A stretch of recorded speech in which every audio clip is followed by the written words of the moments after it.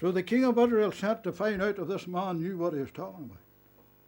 And it didn't just happen once, nor twice. If we don't know how many times it happened, but it happened more than twice.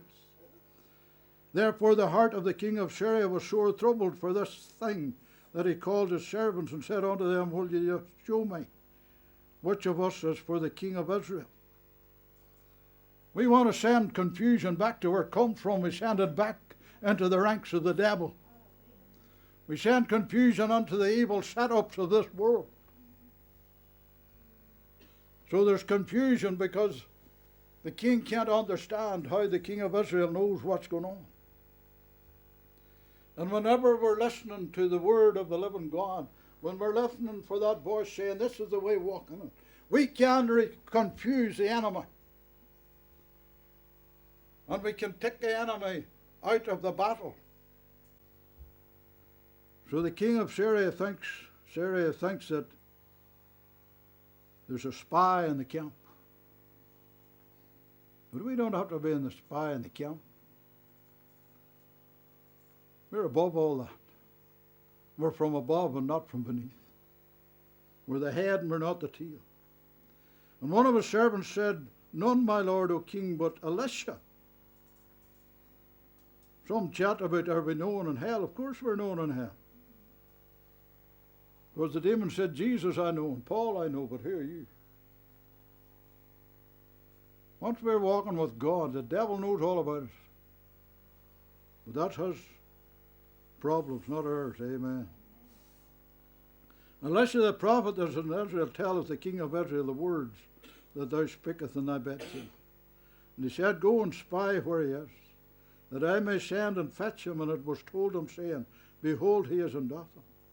Therefore sent he hither horses and chariots and a great host. And they came by night and compassed the city about. And when the servant of the man of God was risen early and gone forth, behold, a host had compassed the city, both with horses and chariots. And the servant said unto him, alas, my master, how shall we do? Lauren Hardy used to say to each other, another fine mess you've got me into. So the servant said to Elisha, another fine mess you've got me into. What's a man of God's reply to such a situation? And he answered, fear not, for they that be with us are more than they would be with them. Now can you imagine this man, this servant, and he saw this mass of the army of Syria all around them. He goes back into this little room, and there's nobody there but Elisha and him. And Elisha says, fear not, there's more with us than there with them. And he looks, and there's just the two of them. Then he thinks of what he saw outside, a mass of people and horses and chariots.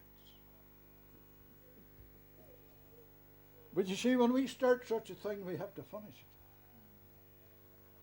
And that's what has happened down through the years. Things have been started and never finished. And Elisha said, fear not, for they would be with us more than they would be with them.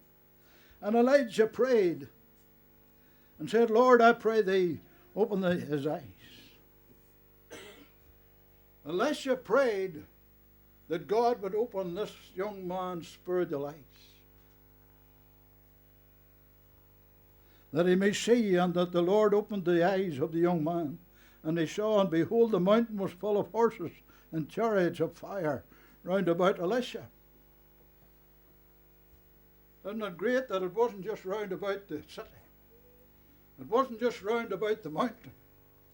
It's round about the man of God. And there's horses and chariots of fire round every child of God. No matter where we are,